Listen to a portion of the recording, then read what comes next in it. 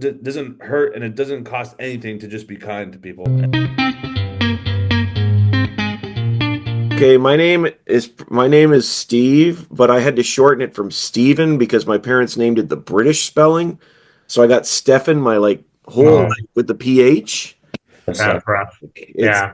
I want to make sure I pronounce things well. And I feel like people get it now. I feel like now when I see Steven with a PH, like I'm never jumping to the conclusion that it's Stefan. You know, you've been around the block. We appreciate you. You know who did the most damage? Steph Curry. That's Ah, yeah. or as I like to call him, Stev Curry, because Yeah. that's yeah, how he spells it. He yeah, set you guys back. I can He see set that us back, though.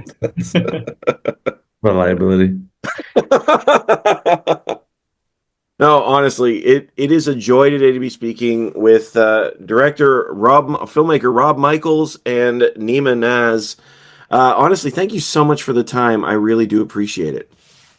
Thanks for having us. Thank you. I'm very excited to chat about this film because Please After You is so charming, so funny. I absolutely fell in love with it from the opening scenes. Rob, let's start with you. Where did the film come from? I came from a really talented writer named Amir Kanamui. He wrote this really charming script about these two cousins, and it's very like reminiscent of planes, trains, and automobiles. And Vortex approached me to direct. I had made a bunch of comedy shorts, and being Middle Eastern myself, they were like, "This seems like a decent person to tell this story." And so I came on board and worked with Amir to bring out the best in the script and cast these lovely people: Neema, Sammy, the rest of the cast. Everyone was so talented, and yeah, that's how I came on board. Honestly, the film is charming enough, but the cast is really what makes it work. And Nima, you were just so wonderful in this film. Um, what is it about Omid? If I'm saying his name properly, I think it's Omid. Omid. Omid. I'm sorry. Uh, Okay. The um, it- Steph and Steven situation. there it is. There it is. What is it about Omid that you appreciate the most? I appreciate his kind heart and you know, his unapologetically authenticity, Hmm. unapologetic authenticity, and just a good soul. Very oblivious, but fun to be around. I think well, he obviously he was the comedic relief in the movie as well, and so I had a lot of fun playing around with that as well. So it was, yeah, very fun. Well, I mean, you've got such a great comedy background as well, of course. I was wondering in these scenes, like, was there a lot of room for improv or was just the script, it was all right on the page for you? Yeah, well, they actually came with me with the script, and I was like, I call the shots now. So He I'm gonna changed say whatever I everything. want to say. He changed everything. Now he didn't have a single line. It was the most frustrating thing to direct. Yeah. No, Uh, the Farsi lines that I was doing were pretty much exact because it's my second language. I'm not as fluent in it, so I just kept it as is. But then a lot of the English lines, all the scenes that you saw, there were I had a lot of freedom to play around and improvise. Obviously, I remember doing the actual written script for the first couple of scenes, and then after that, they're like, "All right, now you can do whatever you want," just to see if there's something there that could be better than the original. So. Yeah, it's good. Yeah, I have a background. I performed with Second City, and worked there for years, and so I love improv, and I've seen how people can come in, comedians can come in and just you have something written on the script on the page that's so funny, but then the actor will come in and just write something so much funnier on the spot, and so I always let people play, and there are a handful of improv moments that did get into the film, like when Nima says Juno's hair looks like a horse, and like when he's like "I love you" to the guy driving Right. away, and like all those moments, like I just had fun with watching Nima. The problem was that whenever I told him to improvise, half the takes were unusable because he'd make everyone laugh. But there were some moments that did get in and they were usable. Yeah, there's a lot of bloopers that I haven't seen any of it yet. A lot of bloopers. This is going to be one of those films we hear about that there's an entirely different film that has been made from all the outtakes. Is that what I'm hearing? Essentially, yeah, just a bunch of and like hours of footage that are unusable because everyone was laughing at this guy cracking them up. I love that. I love that. And you know, like honestly though, Neema, like you mentioned there's sort of a purity to Omid. You know, he's just like the authentic self, like you said. He's just this guy who wants to care for others. He wants to make it. Um, and he's tasked with his cousin, with Ali, who is just struggling to get by. And I wonder for you both, because there's a line there I forget who says it. There's a line near the end of the film that says, "Since when is helping others an inconvenience?" Yeah, Allie's That mom. that's his mom. That's who it is. Yes. And I wondered how you felt about that, and what is the power of inconveniencing ourselves for a friend? I think He's never done it in his life. I remember one time actually. Yeah. Uh, Imagine, if you will. No kidding. yeah.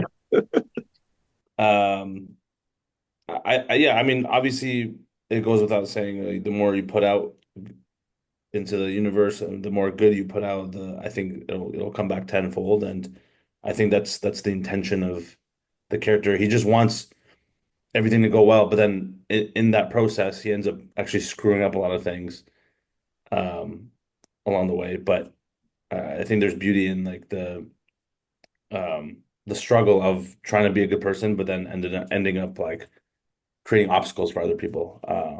But obviously, in the end, it ends up being a good ending. And I don't know. I think Omi's just he's just so oblivious. He doesn't even know what's happening. Uh, but you can't even hate him. You can't even hate him because he's so lovable and so bubbly. No matter what he does, he could be the worst person. He's to be like, oh, look at this number one, right? Number one. He's number one. He's such a cute guy. He's the best guy, you know? So, Tension's uh, always coming from a good place. yeah, Yeah, absolutely. And I think you're right. Like this, even at his most frustrated, or sorry, even at Ali, when Ali is most frustrated, you can't sort of blame him. He's just sort of there to support and bring joy into the room. It's pretty cool to see. yeah. One of the things I love too, this conversation going on about home. You know, Ali makes a comment about how um, that where he's from never felt like home. And as he grew older, I began to explain, you know, began to understand why. I think he says something to that effect. And I was wondering, for you both, how do you know when you found home? Ooh, all right, we're going deep. I know that Amir, when he wrote the script, a lot of it was influenced by his family, and you know, like for example, he had an uncle who missed his hearing, and they were all laughing about it, and it was like, you know, uh, yeah, that was like part of the appeal of the story is finding humor in like the process that's really never been told before. But yeah, I mean, like I myself, when I read that script, like I resonated with it so much because you know, I grew up in Toronto. Like my family moved from Iraq to Toronto when I was two. So like really, Toronto always felt like my home, but there was always this opposite. Like I always felt like I didn't fully understand my culture. Like I didn't, and so it's like different from Ali because he moved and he never felt like home in Iran. But like I never got to feel what home was like in Iraq. I mean, I feel like, you know, I don't have complaints about Toronto. I mean, I have some complaints about Toronto, but I love Toronto.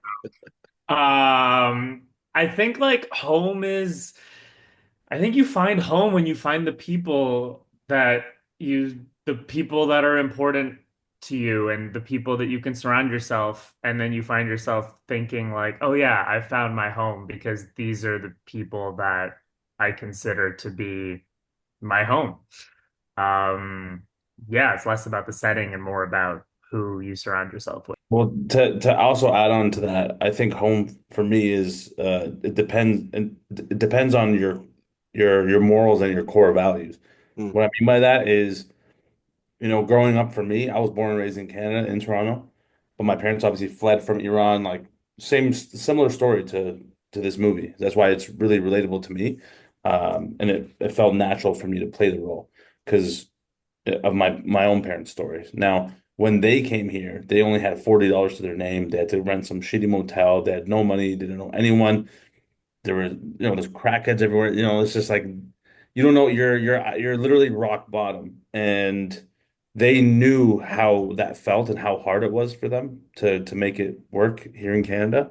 So fast forward, 20 years when they finally have their shit together, they have a family, they're doing well for themselves. And I always say my home in real life has always been a harbor house mm. because anytime a friend or a family member of my parents came from Iran or from a different country, they would be so hospitable enough to the point where they would let them live in our house until they could be good on their own 2 feet. And that's something I learned from a young age. And I was like, oh, okay, like this is what home is like making sure other people are also good Mm. and, kind of being selfless in that way. So you have been inconveniencing yourself for a friend. There we go. We see there it is right there. That's so you sort of lived at your own harbor house, not being like inviting people into your home. Is that Yeah, no, literally, like legit wow? from like the age of when I was a kid until even a couple of years ago, we've had like people in and out. Just, at one point we had 5 people living in our house. Literally, I remember like I had to sleep on the ground for like 3 months because my parents' friends and their kids had to come and stay with us for a Mm. year. And then like, another cousin came after, and then this person, you know what I'm saying? So it just kind of became routine. And I was like, oh yeah, who else is coming? Who's coming next? Like, let's do this. Like, I know exactly how to, navigate this. So it just kind of became the norm after a while. But then I realized like that's the whole point of life is to, it actually showed me a lot about my parents' character and how I want to be with other people growing up too. That's Yeah, awesome. I'm crashing at Neema's place since we wrapped the movie. So Yeah, I sleep on a pole now, so yeah, great. How? Hey I'm man, you make it work in this harbor make house. it right. work. Got to take care of other people first. Yeah, yeah, exactly. I mean, you My could have back just is gone with a ruined. floor, but a pole is that's Yeah, my lumbar spine is ruined. Yeah, very yeah. well. I know we're starting to run out of time, but before we do that, Nima, I know you're on tour. Mhm. Do you want to tell us a little bit about that and how people can connect with that as well? Yeah, yeah. I'm in the middle of my Canadian leg of my tour. We just announced Europe the other day. US states are all available as well. So I'm going worldwide, trying my best. But yeah, I have a bunch of shows coming up in Canada still, in the GTA and major cities in Ontario and whatnot out west. And yeah, it's one of the biggest tours I've done yet, the hardest I've worked on a tour set, and I really hope more people can show up and come enjoy a night of laughs with me. So, and yeah. I love that. I love that. And honestly, like I said, this film is so much fun. I would love to see you live as well. But just as we wrap up for you both, what do you hope people take away from Please After You? Um, I think, that it's in the title. It's learning to, slow down a little bit and take care of other people. And in return, life will find a way to take care of you too. And those people that you help will find that way to pay it forward. So, um, yeah, and also that we're really talented and that we should be allowed to make whatever we want. Those are the two takeaways. Yeah. and I deserve more co-lead roles for Yeah. sure. Put me in a blockbuster with Brad Pitt immediately. I think the next buddy comedy is Neema and Brad Pitt. Like I said, I sense that. I sense yeah, that. Looking for buffets around the city. Maybe Oh man, that's it. unreal. Well, Brad Pitt does eat in every scene he does, He so he does. does. He does. Notorious for eating. notorious. I see it happening. Yeah, yeah. But no, I think my message is it's it doesn't hurt and it doesn't cost anything to just be kind to people, and I think that's the moral of the story. Honestly, I appreciate chatting with you both. The film is just such a joy. Thanks Uh, for watching it, and thanks for taking the time to have Yeah. us. honestly, thank you for taking the time to chat with me because I really fell in love with it. So thanks so much. Have a great day. Means a Appreciate lot. you. Thank you. Take Bye care, Steph. bye. See you later.